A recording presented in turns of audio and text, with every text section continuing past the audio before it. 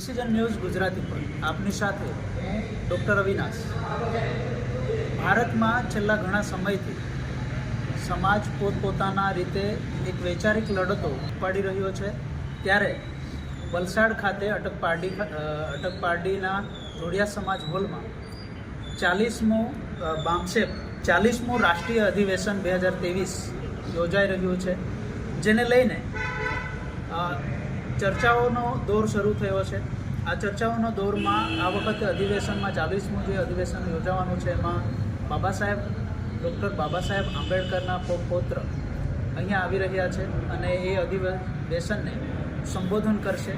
ત્યારે અનેક રાજ્યથી લઈને દેશથી પણ અહીં લોકો, વિદેશોથી પણ લોકો આવશે. પણ જે 24/12/2023ના રોજ જે અધિવેશન યોજાશે એમાં અલગ અલગ રાજ્યથી જે પહેલાં લોકો આવી ચૂક્યા છે એમની સાથે ડિસિઝન ન્યૂઝ આ જે અધિવેશન યોજાવાનું છે એને લઈને ચર્ચા માટે ઉપસ્થિત થયું છે. આપણી સાથે આ અધિવેશનમાં ડૉક્ટર યાદવ છે, દિલીપભાઈ યાદવ છે જેઓ બિહારથી આવ્યા છે, ડૉક્ટર રામ નરેશ છે જેઓ પણ બિહારથી આવ્યા છે, વીર બહાદુર મહંતો છે જેઓ નેપાળથી આવ્યા છે, અને ડૉક્ટર કેશવ માન સાકિયા જેઓ પણ નેપાળથી આવ્યા છે.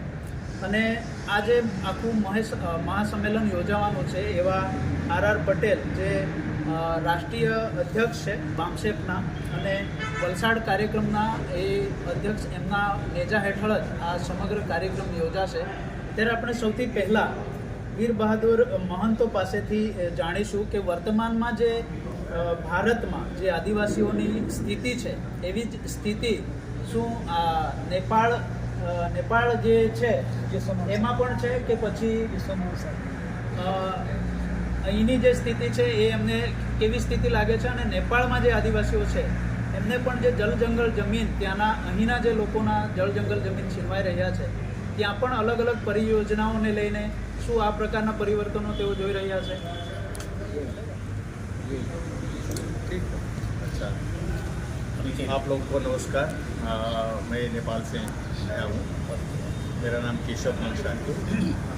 और नेपाल में जो आप आदिवासी का जो है ना, वो नेपाल में करीब 1990 में एक आंदोलन चला. उससे पहले जो है नेपाल में एक हिंदू राज्य और राजतंत्र था. लेकिन वहाँ जो है हम लोगों ने 1990 में एक आंदोलन चला है सेकुलरिज्म का, धर्मनिरपेक्षता का आंदोलन. और उसी आंदोलन के समय में हमने नेपाल का आदिवासी जनजाति महासंघ खड़ा किया. नेपाल में 37% आदिवासी जनजाति है. तो वो आंदोलन बढ़ के आगे चला गया और 10 वर्ष जनयुद्ध भी हुआ, सशस्त्र युद्ध हुआ. तो इसके आधार पर क्या हुआ कि वहाँ पॉलिटिकल चेंज हुआ. वहाँ अब जो है राजतंत्र नहीं है, अब गणतंत्र हो गया. और हिंदू राज्य भी नहीं है, वो धर्मनिरपेक्ष राज्य हो गया. और संघीयता भी आ गया.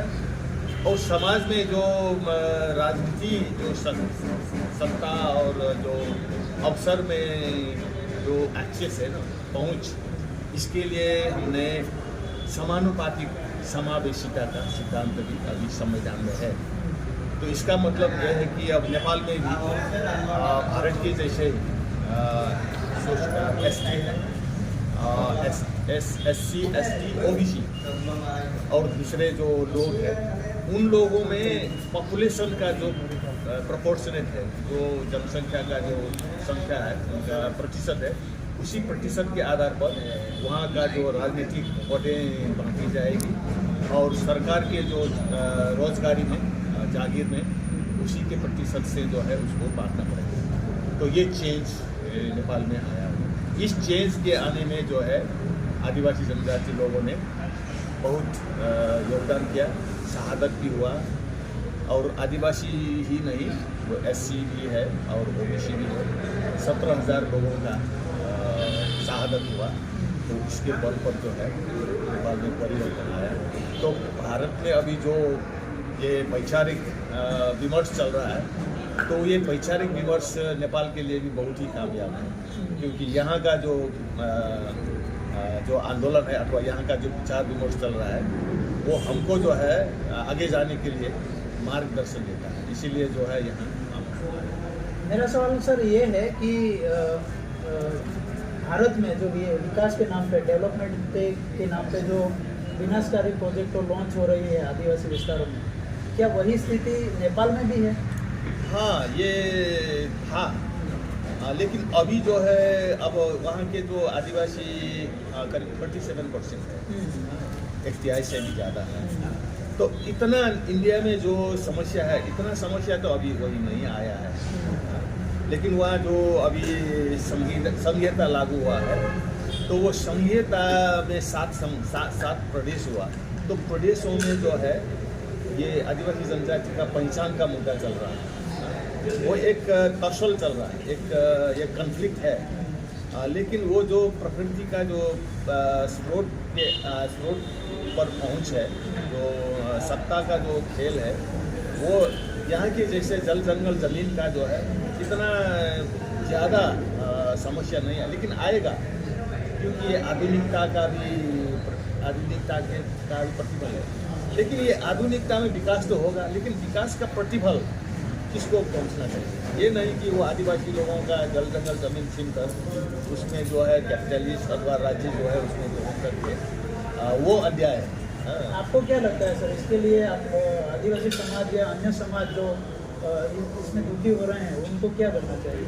नहीं, अभी तो नेपाल में इस समय इस विषय में जो है हम भारत की बात कर रहे हैं। अच्छा नहीं, भारत का वो तो ये डेमोक्रेसी है ना, जो लोकतंत्र कहते हैं, उसमें अगर वहाँ के जो मूल निवासी लोगों को जो है उसका बेनिफिट नहीं मिला तो वो अन्याय है, तो शांति तो नहीं होगा, वो लोग तो संतुष्ट नहीं रहेगा। और एक जगह का जो प्राकृतिक स्रोत साधन जल जमीन जंगल जो है, अगर दूसरे जो है कोई प्राइवेट कंपनी और अथवा कोई सरकार और उसको एक्सप्लॉइट करता है और उसका जो बेनिफिट जो है वो लोग ग्रहण करके ले जाता है, तो वो सरासर अन्याय है। इसमें जो है आवाज़ उठना चाहिए और विरोध होना चाहिए, और विरोध कैसा करना है वो फिर हमको जो है डिस्कस करके आगे जाना है कि किस तरह का विरोध, किस प्रकार का विरोध है। वो अभी जो है हमारा जो है डिस्कशन का विषय जो है वो ऐसा है। अभी हम जाना चाहेंगे दिलीप यादव जिसे जो बिहार से आए हैं, हम उनके बारे में जानना चाहते हैं कि जो भारत में स्थितियां हैं अभी, जो वर्तमान में आप स्थिति देख रहे हो कि हम संसद में देख रहे हैं, सचिवालय में देख रहे हैं, लेकिन कोई किसी सामान्य व्यक्ति की बात ही नहीं हो रही है, सब जो बिजनेसमैन हैं उनकी ही बातें हो रही है। तो क्या इसमें जो अछूत हैं या अछूत जो माने जाते हैं, आज भी आदिवासियों को या फिर दलितों को अछूत के रूप में देखा जाता है, जो ब्राह्मणवादी पूरी की पूरी व्यवस्था खड़ी हो गई है, उसके बारे में आप क्या कहना चाहेंगे? सबसे पहले आपके चैनल को धन्यवाद। मैं बिहार से हूँ, भारतीय निवासी वर्तमान में इस भारत में जो चल रहा है शासन प्रणाली, वह बिल्कुल सबसे पहले आपको ये समझना चाहिए कि भारत का जो लोकतंत्र है, वो लोकतंत्र का हौस जो है वो बाबा साहब का संविधान है, और बाबा साहब के संविधान के खिलाफ है, इसके विपरीत जो व्यवस्था इस देश के अंदर जो स्थापित हो रही है, जो व्यवस्था चल रही है, या जो चलाने वाले लोग हैं, वो हमारे इस देश के किसी समाज के दुश्मन हैं। वो कभी भी SC ST OBC समाज जो भारत के मूल निवासी है उसको विकासित होना नहीं चाहते हैं, उसको देखना नहीं चाहते हैं बिल्कुल। और इसी कारण से भारत के संविधान का ये मजाक बना दिया गया इस देश के अंदर, और भारत के संविधान को बदनाम करके इस देश के जो खास करके जो 10% जो इस देश के जो सवर्ण हैं, वो उनका पूरा का पूरा वर्चस्व बना रहे, इसलिए जितने भी उद्योगपति से लेकर के और जो भी माफिया बड़े बड़े माफिया हैं, उनकी व्यवस्था इस देश में स्थापित की जा रही है। जब तक वो स्थापित नहीं होंगे तब तक पूरा का पूरा ये भारत के संविधान को समाप्त नहीं कर पाएंगे। तो भारत के संविधान के खिलाफ वो काम कर रहे हैं, और इस देश के जो SC ST OBC के 90% जो किसान है, मजदूर है, लाचार है, दलित है, उसको कमज़ोर किया जा रहा है। और जब तक ये कमज़ोर नहीं होगा तब तक उनकी पूरी की पूरी व्यवस्था इस देश के अंदर स्थापित नहीं हो पाएगी। अभी हम देखते हैं कि मनुवादी जो लोग हैं वो ये बोल रहे हैं कि संविधान को हटा के हमें मनुस्मृति लागू करने की बात जो हो रही है उसके बारे में आप क्या सोचते हैं? हाँ, ये मैं आपको बता दूं कि 1950 में बाबा साहब ने 26 जनवरी 1950 को ये भारत का संविधान लागू किया। और इसके पहले 1950 के पहले जो इस देश में जो चल रहा था जो कानून था वो कानून का नाम था मनुस्मृति।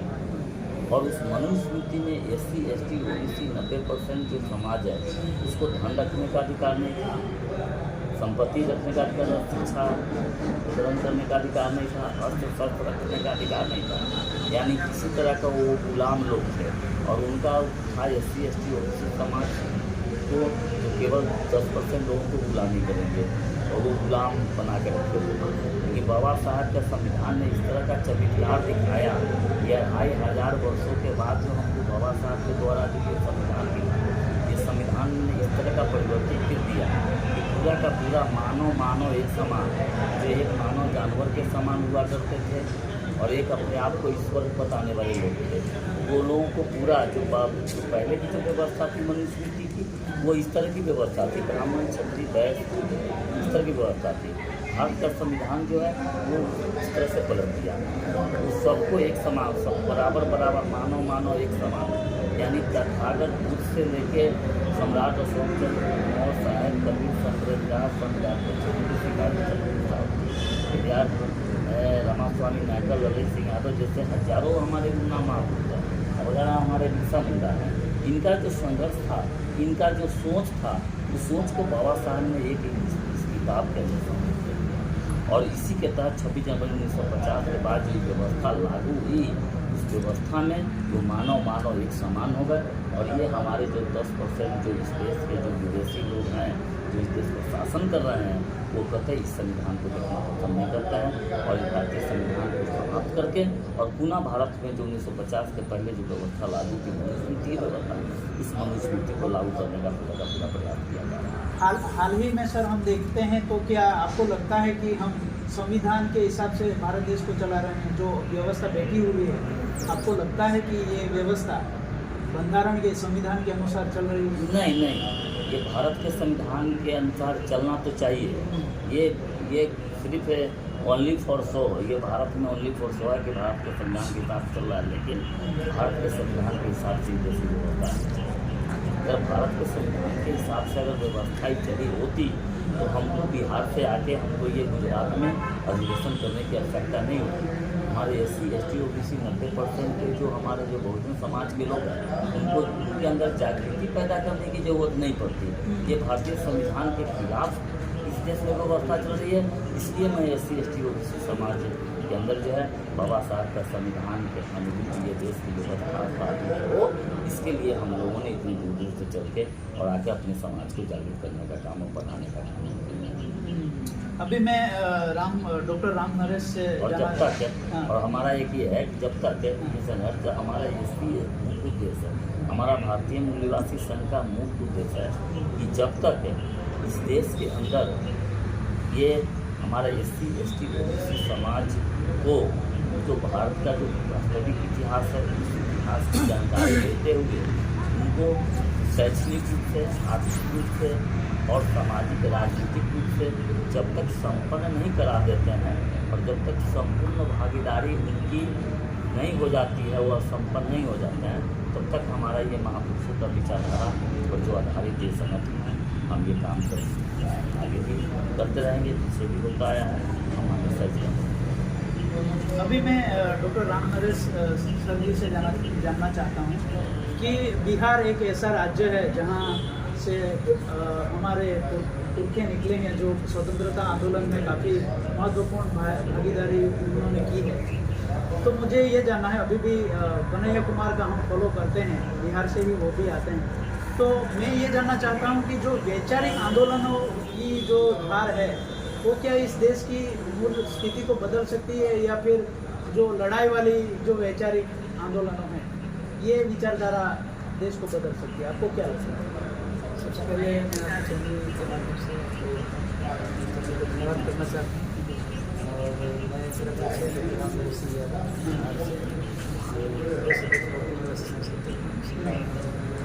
बिहार खास करके जो की अगर बात करें तो के मामले में पहले से जातीय प्रदेश रहा है। और आप कहते होंगे बीजेपी का आंदोलन और भी बहुत सारी चीज़ें, महात्मा गांधी की अगर बात करें तो वहाँ से चंपारण से आंदोलन शुरू किया था। तो जागरूक लोग हैं लेकिन इसके पहले एक समस्या ये आती है कि इस देश के अंदर, भारत के अंदर, जो अभी हमारे साथी बताए हैं कि भारतीय संविधान से पहले जो व्यवस्था थी उस व्यवस्था को भारतीय संविधान ने समाप्त कर दिया। लेकिन हुआ ये कि राजनीतिक व्यवस्था तो बदली संविधान के आने के बाद, लेकिन सामाजिक व्यवस्था और सांस्कृतिक व्यवस्था, कल्चरल जो व्यवस्था थी वो बदला नहीं। वो मनुस्मृति के आधार पर आज भी पूरे देश में चल रहा है। क्योंकि जो भी हम संस्कार का काम जो करते हैं, जो 16 संस्कार जो मनुस्मृति ने हमारे ऊपर डाला, इसको आज भी हमारे भारत के सारे राज्य के लोग, बिहार ही नहीं पूरे देश के लोग फॉलो कर रहे हैं। गुजरात में भी फॉलो, हाँ, सारे जगहों पर फॉलो कर रहे हैं। नतीजा ये हुआ वो उनकी जड़ें, मनुवादी व्यवस्था की जड़ है और जड़ उनका नहीं गया। तो आप सब लोग जानते हैं कि अगर किसी पौधे का जड़ अगर समाप्त नहीं हो तो फिर से वो पनप सकता है। और यही वजह हुआ कि भारत में फिर से जो बुद्ध के आंदोलन के बाद जो भारत चिड़िया बनी और भारत में जो उनकी व्यवस्था कमजोर हुई, और उसके बाद फिर हमारे जो महापुरुष ने संघर्ष किया, बाद में फिर उनका व्यवस्था मजबूत हुआ। और उनकी हमारे महापुरुषों की लड़ाई के बाद, बाबा साहेब के संविधान के बाद जब फिर से हम मजबूत हुए, आज फिर से वो उसको कमजोर करने पर लगे हुए। और इस मामले में बिहार में सांस्कृतिक मंच के माध्यम से हम लोगों ने जागृति का कार्यक्रम चलाया और पूरे देश में भी चल रहा है कार्यक्रम। लेकिन आपका जहाँ पर बिहार का सवाल है, तो बिहार में बहुत तेज़ी से सांस्कृतिक परिवर्तन की तरफ लोग आगे आ रहे हैं। मतलब हम लोग चाह रहे हैं कि उनकी जड़ों को काटा जाए। संविधान लागू होने के बाद भी उनकी जड़ जो रह गई सांस्कृतिक व्यवस्था का, जो नहीं कटा, उसको काटना बहुत ज़रूरी है। अगर वो जड़ कट जाएगा तो हम लोग अपने उद्देश्य में सफल हो जाएंगे। और इसी के लिए सांस्कृतिक मंच का जो गठन किया गया, और हम लोग ये काउंसिल के माध्यम से सांस्कृतिक मंच के सहयोग से पूरे देश में इस आंदोलन को चला रहे हैं। सबसे पहले जो इनको हम लोग जज मान चुके हैं सामाजिक व्यवस्था में, तो ऊपर तो जज है ही बने हुए बैठे हुए, और समाज का भी जज वही बन के बैठे हुए। समाज में हमारे लोग घर बनाते हैं, सब कुछ करते हैं, नींव डालेंगे तो उनसे पूछिए, घर में प्रवेश करेंगे तो उनसे पूछिए, बाल बच्चों का शादी ब्याह करेंगे तो उनसे पूछिए। मतलब हर जगह उनको बिना इन्वॉल्व किए हमारे लोग कुछ भी नहीं करते हैं। इसीलिए मैंने कहा कि उनकी जड़ जो है बड़ी मजबूत है, उसको काटना पड़ेगा। बच्चे का नाम रखना हो तो उनसे पूछिए, यानी कुछ भी करे तो उनसे पूछिए। मतलब उनको उन्होंने जज मान लिया, वो जो बोल दे वो सही। दक्षिण दिशा में फलाने दिन नहीं जाना है तो नहीं जाएंगे हमारे लोग। तो ये एक मानसिक गुलामी है, जिस गुलामी की वजह से ही वो फिर से पनपना शुरू कर दिया। उस जड़ को काटना बहुत ज़रूरी है। और इसमें हम लोग पूरे देश में हमारे राष्ट्रीय अध्यक्ष आरत पटेल साहब के माध्यम से और के माध्यम से पूरे देश में आंदोलन चलाया है। सर, बिहार की बात तो पता नहीं, लेकिन गुजरात की बात मैं अगर करूँ तो हमारे जो अब तक मैंने देखा है कि जो नीचे तबके के जो लोग हैं वो तो हम कहते हैं तो फॉलो करते हैं, लेकिन जो आगेवान होते हैं, जो मुखिया होते हैं, वही ब्राह्मणवादी संस्कृति लाके अपने घर में खड़ी कर देते हैं। तो फिर निचले तबके को क्यों दें? आपको नहीं लगता है ये सब हो रहा है? बिल्कुल सही बोल रहे हैं, आपका जो सवाल है वो बिल्कुल सही है। और इसको मैं एक्सेप्ट इसलिए करता हूँ क्योंकि देखिए हमारे जो समाज के जो लीडरशिप है, वो करें कि युवा लोग हैं, जो लीडरशिप है उनको समाज को दिशा देना चाहिए, दशा देना चाहिए, वही लोग उसमें फंसे। तो नीचे वाले लोगों का क्या दोष है? अगर वो लोग अपने आप को चेंज कर लें तो हमारे जो उनके पीछे जो चलने वाले लोग हैं, जो आम जनता है, वो तो बहुत जल्दी चले। समस्या सही बात। और खासकर गुजरात तो उनका लैब है, प्रयोगशाला बना के उन्होंने रखा है गुजरात को। और यहाँ पर देखेंगे कि इसलिए, और इसके बावजूद यहाँ पर लोग जो है इस आंदोलन को चला रहे हैं। अभी हम वीर बहादुर महतो से जो नेपाल से आए हैं उनके पास जाएंगे और उनसे पूछना चाहेंगे कि आप नेपाल से आए हो अभी अभी यहाँ गुजरात तो आप पहले आ भी चुके होंगे, लेकिन गुजरात में जो खासकर मैं आदिवासियों पे आपको सवाल पूछना चाहूँगा कि जो स्थिति गुजरात में आप आदिवासियों की जो देख रहे हो वो नेपाल में आपने कभी जो आदिवासी विस्तार हैं, एरियाज़ हैं, उसमें जाके घूम के देखे हो कि ये हो रहा है, ये नहीं होना चाहिए, जो ब्राह्मणवादी संस्कृति है वो तमाम स्तर पर आप देख रहे हो वहाँ पे? सबसे पहले तो मैं इस मीडिया के माध्यम से आपको धन्यवाद देना चाहूँगा। तो इस ऐसे बहुमूल्य विचारों को आपने मीडिया के माध्यम से लोगों को लाने का काम किया। जैसा आपने सवाल किया, आप नेपाल के आदिवासी मुद्दा पर, तो मैं तो अपना विषय दे दूँ। मैं डॉक्टर नेपाल से हूँ और मैं वहाँ पिछड़ा वर्ग और मजबूत भाषा पर काम करता हूँ और ये मूल निवासी जो कंसेप्ट है इसको आगे बढ़ाने की पूरा भूमिका रहा है। तो देखिए, नेपाल और भारत सांस्कृतिक हिसाब से बहुत उन्नति है, चूँकि राजनीतिक सीमाना हम लोगों का अलग रहा है, सांस्कृतिक लगभग इसी है। तो जो घटना भारत के नागरिक के साथ होते हैं, भारत में होता है, उसका प्रत्यक्ष प्रभाव निकालना चाहता है। वस्तुतः अभी जो वहाँ पर कुछ सवाल ऐसा है कि नेपाल और भारत में कुछ वहाँ क्षमता ये आई है कि यहाँ तो डॉक्टर बाबा साहेब अम्बेडकर ने संविधान के माध्यम से SC ST OBC को अधिकार दिला दिया। नेपाल में इसका प्रभाव गया और वहाँ पर जैसे हमारे डॉक्टर केशवनाथ साहब के साथ बताए, वो लोग जैसे जनजाति महासंघ के माध्यम से आगामी बढ़े, दलित वाले दलित महासंघ के हिसाब से आगामी बढ़े और हम लोग नेपाल पिछड़ा वर्ग OBC महासंघ को गठन करकर और सरकार से लड़ाइयाँ लड़कर अपना संवैधानिक अधिकार को प्राप्त किया। तो जहाँ तक मैं गुजरात में मेरी पहली बार है, लेकिन मैं मीडिया के माध्यम से, क्योंकि मैं भी मीडिया पर्सन बहुत सारे चीज़ों में जानकारी देने के बारे में, तो आदिवासी को जैसे हमारे डॉक्टर केशवनाथ साकिया जी ने बताया, तो यहाँ जितना प्रॉब्लम है तो आदिवासी को नहीं है, क्योंकि SC ST OBC में अभी वहाँ सबसे स्ट्रॉन्ग जो है मजबूत है वो आदिवासी जनजाति है, उनका पॉपुलेशन भी अच्छा खासा है। तो और वो लोग शुरुआत भी किए हैं, इसलिए मुझे लगता है कि जो भारत में अभी जो मीडिया में सुनने में आया उतना अवस्था आदिवासी जनजाति को नेपाल में खराब नहीं है। फिर भी जो यहाँ का प्रभाव है वो तो वहाँ जाएगा, वो लोग दमन करने के प्रयास में हैं, लेकिन वो लोग अभी ठीक ठाक है, ऐसा।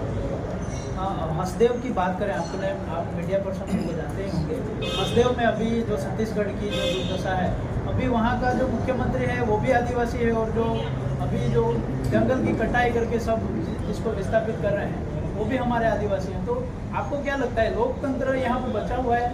ये सबसे बड़ा समस्या ही ये हम लोग के बीच यही है, जो हमारे ही लोग को हम लोग को कटने में भी डालते हैं, वो उन लोग का षड्यंत्र है जिसका हम लोग पर्दाफाश नहीं कर सकते।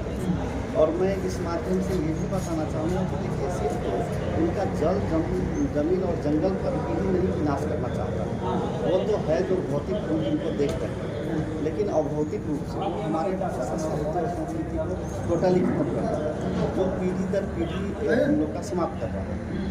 तो हम लोग को चाहिए कि जल जंगल जमीन के साथ साथ भाषा साहित्य और संस्कृति पर भी जो उनका प्रभाव हो रहा है उस प्रभाव को ख़त्म करना चाहिए। और वो लोग ऐसे ही करते हैं कि हम लोगों के बीच से कुछ आदमी को दिखा लेते हैं, दिखाने के लिए, नाम के लिए वो इस समाज के लोग हैं, SC ST OBC के ही लोग हैं, लेकिन वो काम करते हैं उनके एजेंडा पर।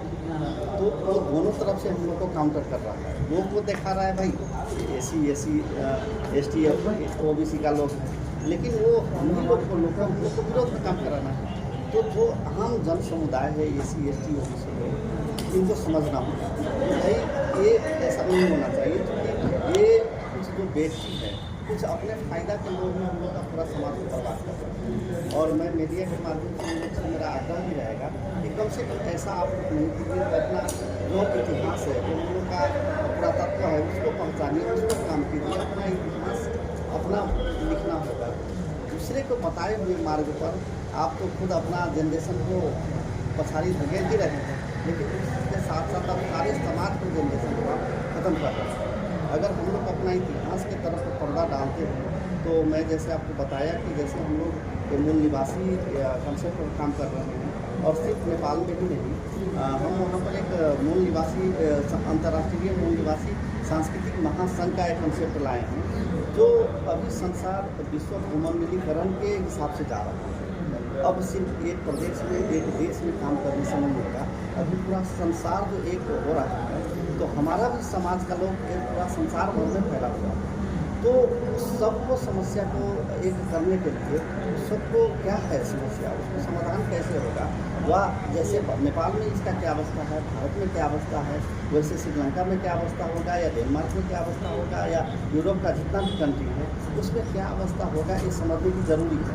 आज से मैं 1.5 महीना पहले ही 1.5 महीना के लिए 45 दिन के लिए मेरा यूरोप में भ्रमण हुआ था। उस दौरान मैंने 11 कंट्री का विजिट किया, Denmark, Sweden, Norway, Switzerland, Finland, ये सही।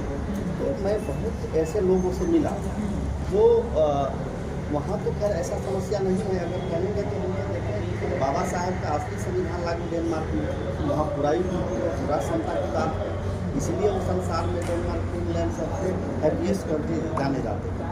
तो हमारा जो चीज़ है, हमारा जो या महामना बुद्ध का सिद्धांत है, चाहे सम्राट अशोका का सिद्धांत है, वो तो यूरोप को लोग, क्योंकि 16वीं शताब्दी से पहले यूरोप में ऐसा बहुत स्थान है, जब यहाँ का प्रभाव गया तो वो लोग आज दुनिया में आगे बढ़ चुके हैं, और जहाँ से गया वो दूसरे के प्रभाव में आके हम लोग पीछे के पीछे धकेले जा रहे हैं। तो हम लोग का अब ज़रूरी है कि जितने संसार का जो कंट्री है, जहाँ पर हमारे मूल निवासी लोग सब रहते हैं, सबके बीच में संबंध को स्थापित करना चाहिए। उसका समस्या क्या है, उसको समाधान कैसे करेंगे, एक दूसरा से हम लोग का लर्निंग होना चाहिए।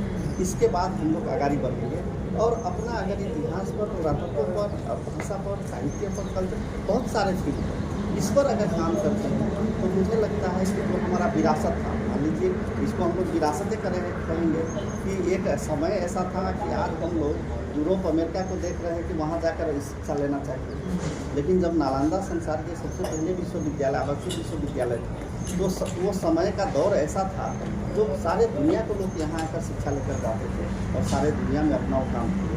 तो ये हम लोग का विरासत रहा। चक्रवर्ती विश्वविजेता सम्राट अशोक महान से ज़्यादा कोई ऐसा हुआ नहीं, इतना बड़े शासक नहीं हुए, और कैसे समता के आधार पर इन्होंने इतना बड़ा राज्य खड़ा किया था। महात्मा बुद्ध को देखिए, मैं वहाँ जब कोपनहेगन में गया तो वहाँ तो और किसी को जानता नहीं, बाहर तो सिर्फ महामना बुद्ध को जानते हैं। 85 वर्ष पहले वहाँ एक गुम्बा वो लोग बनाए हैं, उसमें हम लोग गए थे, और वो लोग से जब हम लोग बात किए तो वो तो सारा ये लुम्बिनी, जहाँ बुद्ध का बर्थ प्लेस है नेपाल में, वहाँ पे बौद्ध गया, जहाँ बुद्ध ने बुद्ध को प्राप्त किया, श्रीनगर, सारनाथ, सब जगह वो लोग घूम कर गए हैं। सारा चीज़ यहाँ का जो हिस्ट्री, कल्चर, यहाँ जितना आर्कोलॉजी है वो सब वो लोग वहाँ रखते हैं। इसलिए हम ये जाने कि हमारे चीज़ को वो लोग इतना महत्व देते हैं, इतना अच्छा से रखते हैं। वो तो अपना काम करते करते हैं, फिर हम लोग को भी काम करना है, लेकिन हमारे ही यहाँ, हमारे ही घर में इस चीज़ को थोड़ा तिरस्कार किया जा रहा है। तो हमारा चीज़ को जो है महत्व अपने आप समझना चाहिए, ऐसा मेरा मानना है। अगर ये समझेंगे तो जितना हम लोग अभी मूवमेंट चला रहे हैं वो सब जो हमारा विरासत था, एक हिसाब से जो हमारा विरासत रहा है, तो बोलते भी हैं हिस्ट्री रिपीटेड सेल्फ, तो फिर इतिहास बताने वाले हैं, लेकिन हम लोग को उसके तरफ काम करना होगा, सिर्फ कहने से नहीं होगा। तो अभी ज़रूरी है जो जितना इस मुद्दा पर काम करते हैं सब आदमी एक जगह आकर इस पर विचार विमर्श करके आगे बढ़ने से हम लोग कामयाब हो पाएंगे, ऐसा मुझे लगता है। ओके, अब हम आर.आर. पटेल साहब के पास आएंगे और उनसे जानेंगे कि जो मार्क्सिस्ट संगठन है वो क्या है और अभी समाज में उसकी हम उपयोगिता के बारे में बात करें तो क्या हो सकती है? मार्क्सिस्ट संगठन जो डेफिनेशन शेड्यूल ट्राइब मतलब के आदिवासी, शेड्यूल कास्ट मतलब अछूत लोग, ओबीसी अदर बैकवर्ड क्लास मतलब डिसेबल, और इनमें से सिख बने, क्रिश्चन बने, मुस्लिम बने, जैन बने, ये मूल निवासी माइनॉरिटी, ST/SC ओबीसी और मूल निवासी माइनॉरिटी का संगठन है। और मार्क्सिस्ट का जो मुख्य लक्ष्य, उद्देश्य समतामूलक समाज का निर्माण करना है। संविधान का जो उद्देश्य है कि समानता के आधार पर न्याय के आधार पर, बंधुता के आधार पर और स्वतंत्रता के आधार पर समतामूलक समाज निर्माण करने का जो लक्ष्य रखा है संविधान सभा में, वो मुझे लगता है पूर्ण रूप से 90% लागू नहीं हुआ है। इसलिए भारतीय संविधान ईमानदारी के साथ लागू करवाने के लिए शिक्षित समाज को प्रशिक्षित करने का काम वामसिक कर रहा है। इसीलिए 24 दिसंबर 2023 से 27 दिसंबर 2023 4 दिन का अधिवेशन स्टेट गुजरात डिस्ट्रिक्ट वलसाड में जोड़िया समाज भवन में ये प्रबुद्ध लोग आ रहे हैं। एक दूसरे के साथ सब्जेक्ट के अनुसार चर्चा करेंगे, संवाद करेंगे और आने वाले भविष्य में मूल निवासी समाज को मुक्ति के लिए काम करने के लिए प्लानिंग करेंगे। ये वामसिक का काम है। कौन कौन से विचार पे इस महासम्मेलन में विचार विमर्श होगा? ये विचार हम जो हमारी शिक्षा खत्म हो गई, हमारी रोजगारी खत्म हो गई, भारत की लोकतंत्र में लोगों की संपत्ति निजी हो रही है और हमारा जो चुनाव जो सिस्टम है निष्पक्ष, मुक्त और पारदर्शी होनी चाहिए, उसमें गड़बड़ी हो रही है। ये मुद्दे पर हम जो विभिन्न जो सब्जेक्ट रखा गया है, विषय रखा गया है, ये विषय पर हम डिस्कस डिबेट करके हम प्लानिंग करेंगे और आने वाले भविष्य में और तेजी से जो हमारा शेड्यूल टाइप का जो विनाश हो रहा है, अछूतों के साथ ज़्यादा भेदभाव हो रहा है, ओबीसी पिछड़े वर्ग की जनगणना होनी चाहिए और जनगणना नहीं हो रही है और भारतीय संविधान का तुल्यम उल्लंघन करके सामाजिक शैक्षणिक रूप से पश्चात लोगों को अधिकार देना चाहिए, उसकी बजाय पूंजीवाद, सामंतवाद वादों को आर्थिकता के आधार पर जो रिजर्वेशन दे रहा है, तो भारत रिजर्वेशन खत्म हो रहा है। यानी अभी श्रमणों को दे रहा है भागीदारी अभी, और 90% लोगों को नहीं दे रहा है। तो सारी ये समस्या का जड़ है कि सभी समस्या का मूल कारण ब्राह्मणवाद है। ब्राह्मणवाद इसलिए बना रहा है कि हमारा लोग जागरूक नहीं।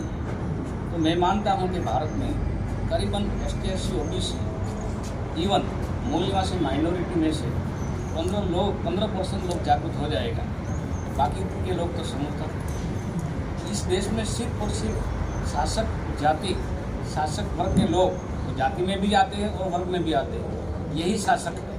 अगर क्षत्रिय और वैश्य समर्थक है, ये शासक नहीं है। तो ये हम लोगों को जन जन तक जाकर हम जगाएंगे।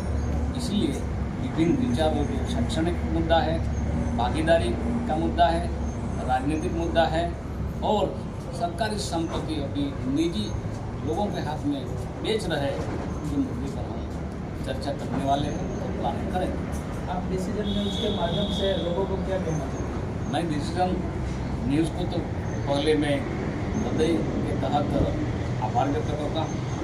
डिसीजन न्यूज़ को हमारा यही संदेश है कि आप लोग जो मानव कल्याण के लिए, आप लोग जो मानव मुक्ति के लिए देहातों में सभी जगह जाकर जो काम कर रहे हैं, इस स्थिति में तो मैं आशा यकीन करता हूँ कि आप लोग का काम महान कार्य है, मानवता का कार्य है, मानव कल्याण का कार्य है। तो ये काम आप करते रहेंगे, हमारा सहयोग रहेंगे, ये मैं आशा रखता हूँ।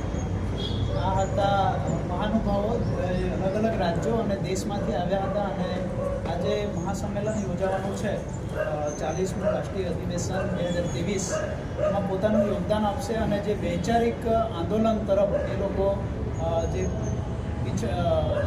પછડાયેલો વર્ગ છે, આદિવાસીઓ છે, ઓબીસી છે, દલિત સમાજ છે, એમને એક નવી દિશા આપવાનો એમનો પ્રયાસ રહેશે। આ અધિવેશનમાં એમનું ખુલ્લું આમંત્રણ છે, ગમે એટલા લોકો ગમે ત્યાંથી આવી શકે અને આ વૈચારિક સંમેલનમાં ભાગ લે એવું એમનું માનવું છે। ડિસિઝન ન્યૂઝના બીજા વિડીયો જોવા માટે ચેનલ સબસ્ક્રાઇબ કરો અને બેલ આઇકન બટન પર જઈ ક્લિક કરો। સ્વતંત્ર અને આઝાદ પત્રકારત્વની મદદ કરવા નીચે આપેલા થેન્ક્સ બટન પર જઈ ક્લિક કરો, મદદની કિંમત નિશ્ચિત કરો અને ડિસિઝન ન્યૂઝની આ સફરમાં અમારા સાથી બનો.